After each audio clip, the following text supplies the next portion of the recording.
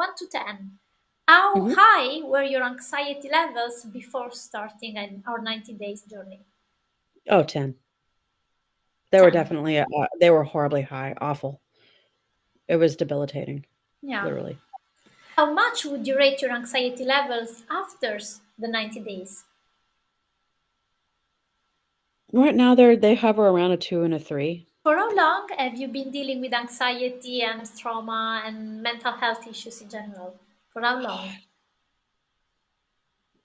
A long time, Daniela, probably I don't think I've felt this level of peace since I was a kid. I've, done some digging and looked back in my past and realized that there were so many, like, health issues that were probably caused by anxiety and trauma. So, this all goes back to childhood, and I've lived in a state of fight or flight ever since. And when I crossed paths with you on social media, I thought, "This person is speaking to what I need." And so I honestly, and I don't expect everything to happen overnight because 'cause I've lived this way for like 45 years, but honestly, after going through our sessions, finally I have the tools now to calm down.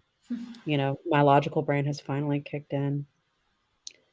Um, I'm really resisting going back to old patterns, and, finally, it's like, this is what I have needed.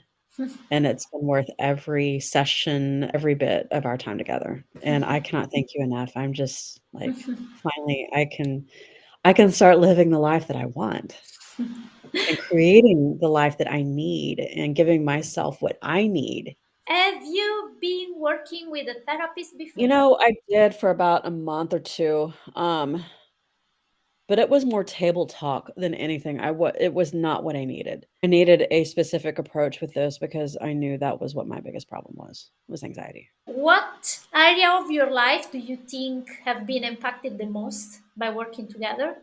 Definitely the relationship with myself has been the most impacted. I have never really had a good relationship with myself until now, and I felt like starting to work with you was the first step to improving that relationship, to get the tools and the help and the guidance that I needed in order to deal with the anxiety. I can manage it now, and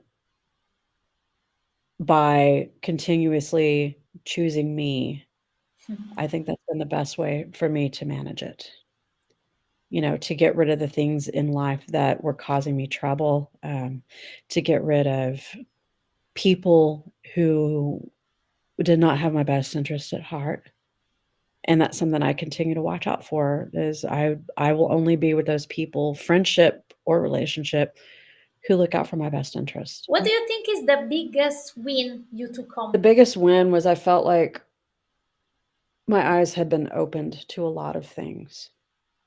It lifted a veil that I think I was living through rose-colored glasses, if you know what I mean, for a while. Um,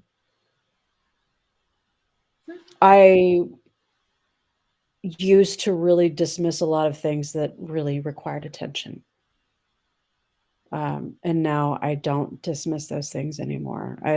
I look at them and I sit with them, however uncomfortable they may be, um, because like you said, our bodies are these intelligent vessels that tell us things. But I can't sit there and sweep things under the carpet anymore. That's what I've been modeled my whole life by my caregivers.